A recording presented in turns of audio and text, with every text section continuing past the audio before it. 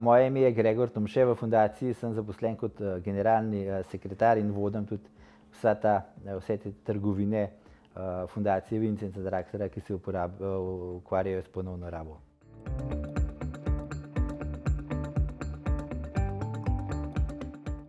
Fundacija je bila ustanovljena leta 2000 s primarnim namenom pomagati bivšim odvisnikom od prepovedanih drog in alkohola. V zadnjih letih pa zaposlujemo pa usposabljamo tudi invalide, to se pravi, da gre za težje zaposljive osebe, in s pomočjo teh projektov ponovne rabe in pa zbiranja teh predmetov omogočamo tudi zaposlovanje. Tako da danes nas je že vse skupaj 28 zaposlenih. Imamo 4 trgovine ponovne rabe, šiviljsko popravljalnico in pa še eno trgovino, kjer smo zbrali 11 različnih socialno-varstvenih zavodov in v njej prodajamo na nek zadružniški način njihove izdelke.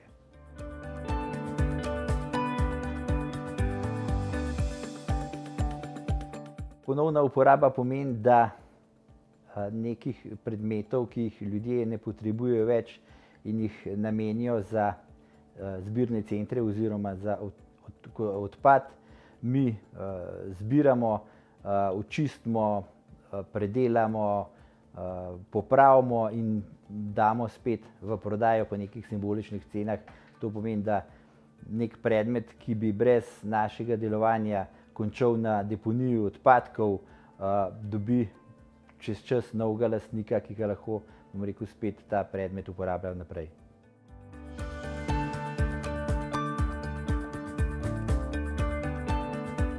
Praktično dobite vse od igle do omare, tako da vsi ti predmeti, ki so še uporabni, ki jih je še možno popraviti, ki jih je možno obdelati, predelati, so primerni za ponovno rabo. Tudi recimo te večje omare in pohištvo recimo na splošno se da zelo lepo obdelati in dobimo, bom rekel, zelo lepe izdelke. Praktično je neka omara, ki je bila kupljena pri nekem veleprodajalcu in je bila narejena v, ne vem, 1000 izvodih. Tukaj jo pač predelamo, obdelamo, na novo prebarvamo, tako da je praktično potem unikatna. Ni več, bom rekel, neka serijska proizvodnja, ampak je popolnoma unikaten predmet.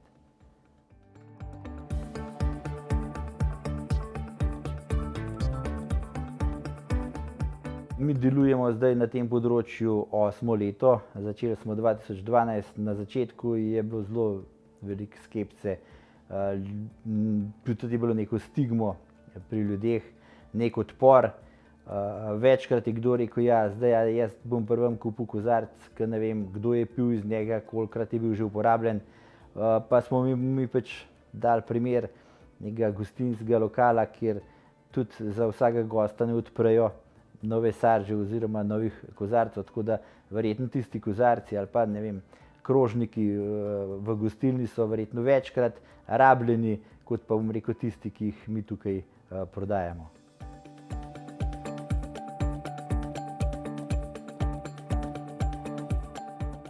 Zdaj tukaj je v našem primeru lahko več različnih vidikov. Prvič je okoljevarstveni, to pomeni, s tem našim delovanjem smo zdaj mi že zbrali okrog 300 ton različnih predmetov, kar pomeni, da je za 300 ton manj odloženih odpadkov. Druga pomembna stvar je to, da je mogoče za 300 ton manj proizvedenih nekih novih predmetov. To pomeni, pri proizvodnji novih predmetov se porabljajo naravni viri, voda, nafta, ne vem, žlahtne kovine in tako naprej. Tretji vidik, ki je pa za nas kot, bom rekel, socialno podjetje zelo pomembno, je pa to, da omogoča ta naša dejavnost in ves ta prihodek iz te dejavnosti zaposlovanje in pa usposabljanje bivših odvisnikov in pa invalidov. To je z našega vidika glavni pomen. Seveda ta okoljevarstveni pa je tudi, bom rekel, zelo pomemben za, bom rekel, družbo, za razvoj naše družbe, pa tudi za prihodnost, da bomo čim več narave ohranili našim zanamcem.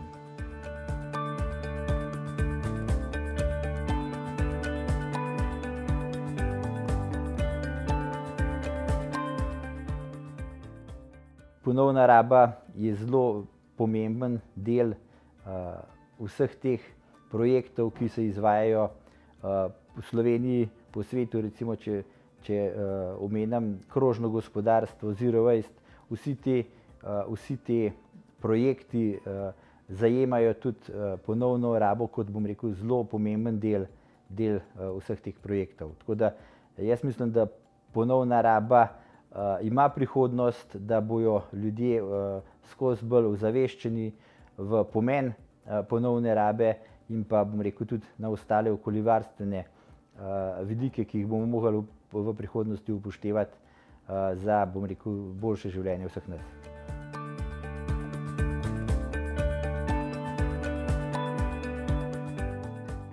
Vabim vas, da se tudi vi priključite vsem tem projektom ponovne rabe, saj s to ponovno rabo zaobjamemo več različnih učinkov, od pomoči tistim, ki si težje privoščijo neke nove izdelke, do ohranjanja narave in pa usposabljanja in zaposlovanja bivših odvisnikov in pa invalidov, kot je to naš primer.